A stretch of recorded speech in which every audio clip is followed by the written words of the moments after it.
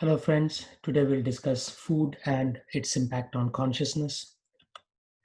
So, what is the purpose of eating food? According to the modern view, it gratifies the senses. You're looking for variety of tastes and titillations on your tongue, for physical health, to grow muscles and things of that sort, and to live long. Although most of the food eaten by modern people actually reduce longevity. The Vedic view is that food is a means of purification and spiritual development. It purifies the mind, it keeps the body and soul together for spiritual progress, it aids in longevity, and it aids in bodily strength, not so much muscle, but the inner strength. So, what does our food carry? Of course, it carries nourishment, but at the same time, it carries karma incurred while procuring the ingredients and preparation. For meat, you have to kill an animal, but for even vegetarian food, greens and fruits and vegetables, you're still harming the plant. Sometimes you're killing the entire plant, like a spinach. And then, of course, the consciousness of people handling the food in the entire supply chain from the farm to table. So, of particular interest is this notion of foods in passion. Once we consume them, we develop certain types of qualities like lying and cheating, dissatisfaction with life, anxiety, restlessness, and disagreements with everyone around us. All this can be summed up in one line: hurry, worry, and curry. We hurry through our life, we worry too much, and then we are addicted to very spicy and bad food for us. There's one other aspect to this. Whatever food we eat becomes lifelong impression. So there is this dissection of what happens to food. So food, once it enters the body, after 5 days it becomes liquid, almost like chyle, and after 10 days it becomes blood. So it is absorbed from our digestive tract into the bloodstream. After 15 days it enters the bone and skin, and more importantly in the bone marrow, which is very important for human sustenance. After 20 days, it goes from the bones into the semen, both for males and females. And after 25 days, it makes impressions on the mind and brain. If semen is protected, that is, if semen is wasted, then even those impacts on the brain become dull. And after 30 days, the impression is made on the intelligence. And after 35 days, it makes an impression on the chitta, or the seat of consciousness. And we are conscious living entities. Consciousness is not just a matter of staying awake, it's more than that. It's the sum total of all of our thoughts, our inner feelings, emotions, and our general well being. And these impressions stay until the very end of life. So, I'm going to put some proposals and hypotheses on why no meat. Meat, there's a lot of literature out there which talks about the deleterious effects of meat on human health, but I'm going to talk about a few other aspects of it. From a simple length of your intestine perspective, the Cleveland Clinic informs us that the small intestine of a human being is about 6.7 meters long, while the large intestine is about 1.8 meters long. So when you send food through such a long pipe, you want it to move quickly, but it cannot because the pipe is too long. And therefore, meat starts putrefying and causes foul smell in both belching and in farts. So you need alcohol to digest it, but alcohol has other problems. It builds body toxicity, which over a period of time accumulates in the liver, and all of a sudden, a person is affected. One tiger can eat as much as 40 pounds of meat at one time. Uh, but the good news there for a tiger is it has short intestinal tract and can quickly send out the meat, whether digested or undigested, and therefore it can protect its health. On the right side is a table that appeared in a book by Wiley on the lengths of parts of intestine at an autopsy. So, as you can see, herbivores, animals which we eat grass, have very long intestines, like 22.44 meters for a horse, and for an ox, it's 46 meters long.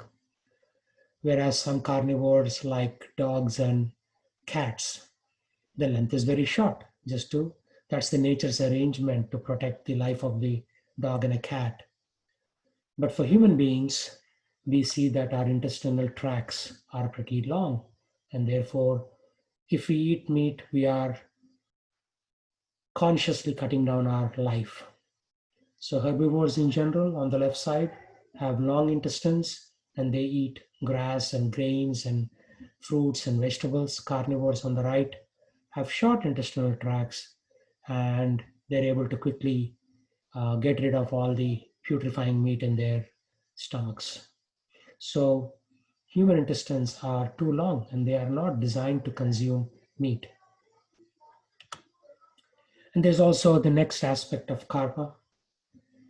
So, anything that we eat, we have to say a prayer to the Lord, first offer it to the Supreme Lord, and then whatever He glances at, and by His grace, that becomes the mercy, and we eat the remnants as mercy.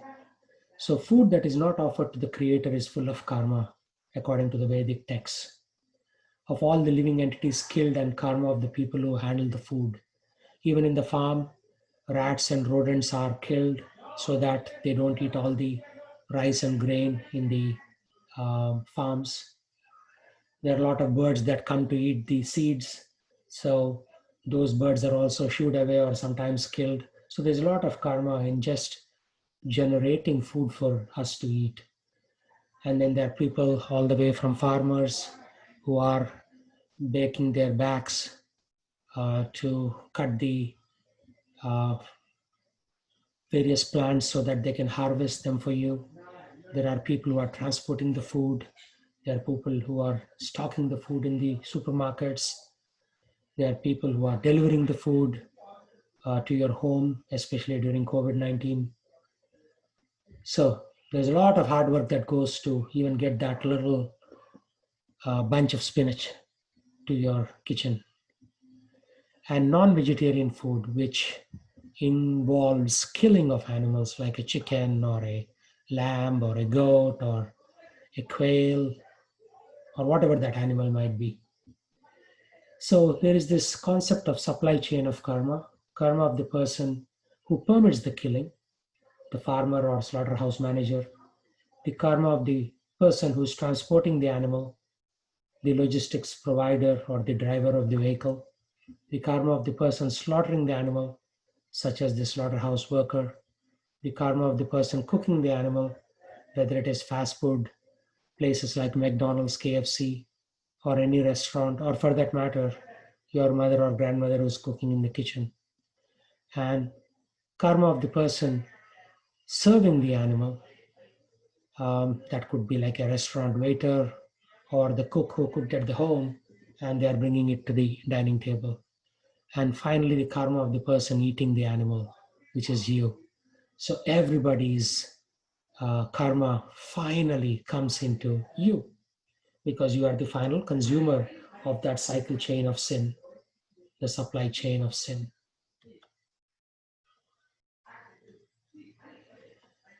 The good news is we don't need animal food to be alive. Large parts of Southeast Asia and primarily India, people are vegetarian and the population keeps growing there. It's not like people are dying for lack of food. They use fruit, grains, milk, sugar. Somebody may say, hey, milk is coming from an animal, but using milk doesn't kill the animal, require killing of the animal. The animal lives for 15, 20 years and dies a natural death. But in those 15 years, the cow gives milk, and you can consume that milk without ever killing the cow and let it die a natural death. Everybody has to die at some point. Slaughtering a cow will actually artificially stop its journey, and that's very sinful. So the challenge is you will need to learn how to cook veggie meals. There are a lot of online videos and help groups. There are sites where you have thousands of recipes. I just did a quick internet search and have two sites for you, but there are hundreds of sites that will teach you how to become less sinful and less uh, leave a less and smaller footprint on the planet. Then there is the concept of prasadam. Prasadam, the notion here is everything belongs to Krishna, the supreme creator, enjoyer, owner, and controller. Therefore, every product, whether it's a leaf of spinach or a fruit or sugar or grain used for those beautiful pastries at the bottom, should be offered to Krishna for his pleasure because they belong to him. And anything from the vegetable and grain kingdom offered to Krishna with suitable mantras becomes prasadam. So one mantra is like the Hare Krishna mantra, Hare Krishna, Krishna Krishna, Hare Hare, Hare Ram, Ram Ram, Hare Hare. So cook nicely in your kitchen. The in your kitchen then becomes like a yajna, a fire sacrifice. The little stove burner that you have, that is your yajna. You cannot afford big yajna, so you do a small yajna or fire sacrifice. Cook nice vegetarian dishes, offer them to Krishna, and say the mantra three times, the Hare Krishna mantra. Leave it in front of the Lord's pictures, and then that becomes Lord's mercy. He returns it back to you. And this is an indication that, oh my Lord, you are the creator and you have produced everything and you are giving me my daily bread. So let me take 5 minutes to offer what you have already given me. And at that point, that food becomes transcendental, or it is no longer in the three gunas like mode of goodness, mode of passion, and mode of ignorance. See my other videos on what these three modes are. Summary: why you should not eat meat. You cannot really digest it. You have a long intestinal tract compared to animals, and that meat will putrefy or rot in your intestines before digestion. Animals' consciousness is logged into the person consuming. So, animal consciousness definitely is lower than human consciousness. So, why do you want to lower your consciousness? And karmic chain. There is unnecessary karma of killing an animal, the cycle of karma or the supply chain of karma that I talked about earlier. And also checking the animal's progress from life to life. If a cow is destined to live 15 years and you kill it at the 5 year point, the soul in the body of a cow has to come back as a cow, again be born for an additional 10 years. So you are making that animal go through the pain of taking birth again in the same species. And you're eating someone's children, right? When you're eating a lamb, the mother lamb cries. What if someone ate your children? How do you feel? There are thousands of products where you do not need to kill the animal.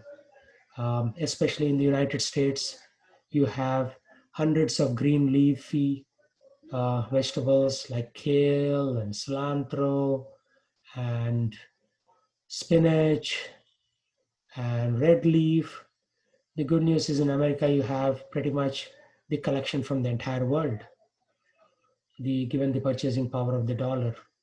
So why go for something where you get unnecessary karma and animals consciousness and you cannot really digest it?